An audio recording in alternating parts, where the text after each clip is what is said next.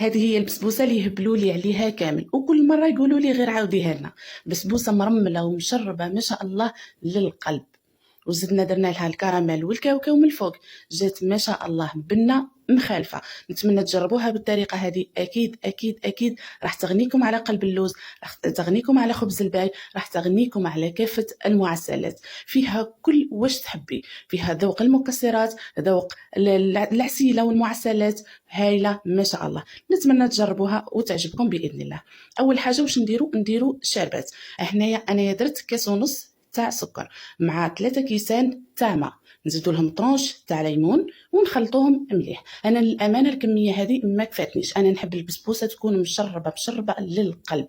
واش زدت عليها نفس الكميه تاع اخرى تاع الشربات، يعني درت 3 كيسان سكر ودرت 6 كيسان ماء، هكذا بهجاتني مشربه يعني مليح كيما نحب انا، وكل وحده والذوق تاعها، كل وحده واختيارها. هنا نبداو نديرو البسبوسه تاعنا. درت 3 بيضات بحراره المطبخ، عليهم رشه تاع ملح بطبيعه الحال، نص كاس تاع سكر، كاس غير ربع تاع زيت، ونص كاس تاع حليب. الكاس اللي نكيلو به هنا الكاس تاع 250 مليلتر اللي نسميوه كامل تاع وليد. نزيدو عليها علبه تاع ياغورت ناتور ونخلطوهم بالخلاط. احسن ان نخلطوهم باليد، نقدروا نديروهم باليد ولكن بالخلاط هكذا باه دير لنا الرغوه هذيك لهليه. على بالكم باللي الرغوه هذيك هي الاساس باه تجيك البسبوسه تاعك خفيفه ومشربه وتشرب لك الشربات تاعك لهليه. نديروا عليهم مبشور الليمون وشويه تاع فاني الا حبيتي، والا ما حبيتيش مبشور الليمون يكفي. هنا نبداو نضيفو في السميد. انا عندي هنا السميد المتوسط، درت كاس ونص تاع سميد متوسط، عمرت النصف كاس الاخر هذاك كاوكاو يكون محمص ومرحي رقيق، ضفت عليها 2 اكياس تاع خميره كيميائيه وعصره تاع ليمون. نزيدو ندخلو المكونات في بعضها هذه، قلت لكم تقدروا يا باليد ولا بالخلاط الكهربائي، هكذا وتكون العجينه تاعنا واجده. نفروها في البلاطو تاعنا ونخلوها ترتاح 10 دقائق، هكذا باه يكون السميد تشرب لنا السوائل احسن من ان نطيبوها مباشره.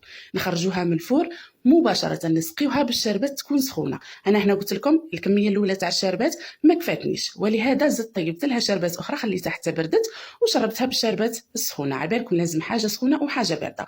نروحوا نوجدوا الكراميل تاعنا. درت كاس ونص تاع سكر القهوه العادي، نديرو في حاجه تكون ثقيله يعني ماهيش خفيفه، والا الكراميل تاعك راح ما يجيكش مليح، راح السكر راح يتحرق لك ليه وتجي فيه الريحه تاع الحريق، ولهذا نديروه لازم في حاجه تكون ثقيله. انا نشربو في الشربات تاعنا بالكميه الاولى تاع الشربات، وقلت لكم طيبت كميه اخرى. كاينين اللي يحبوا البسبوسه تاعهم يحبوها شويه تكون ناشفه، انا نحبها هكذا تكون معسله كيما قلب اللوز.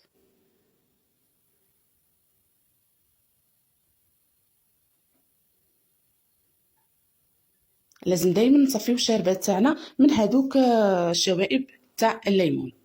نخليو السكر حتى يتكرمل وحده، ما نحركوهش حتى نشوفوه باللي الطبقه التحتانيه دابت. كي نشوفوا الطبقه التحتانيه تاع السكر دابت نبداو نحركو فيه، نعاونوه هكذا باه يذوب لنا ليه. نزيدو عليه ملعقه كبيره تاع زبده تكون طريه، مارغرين تكون طريه هكذا باه تذوب لنا ليه. هنايا عندي كاس تاع حليب، نخلطو معاه مغرف تاع مايزينا ما تكونش معمره مليح، ما نسحقوش حنا الكراميل تاعنا تجي جامده بزاف، تكون ماشي معمره مليح هكذا، ونضيفو غير بشويه ونحركو بطبيعه الحال، ما نغفلوش عليه يدينا خلاص، نبقاو غير نحركو. انا من جهه اخرى كنت وجدت كميه تاع كاوكاو حمصتها هكذا، ضربتها ضربه ولا زوج فقط هكذا بالحلال فقط هكذا، يعني ما درتها ما رحيتها في روبو ما والو، درتها هكذا شغل غير كسرت شويه برك فقط وضفتو كما راكم تشوفوا. درت هنايا كاس ونص تاع كاوكاو، كل وحده وتحب المكسرات اللي تضيفها. خليتها 2 دقائق وانا نحرك هكذا باه تدخل النكهات في بعضها، ومن بعد نحيها مباشره. البسبوسه تاعي كانت بردت مباشره، نحط عليها هاد الخليط من الفوق، نغلفها بهذا الخليط.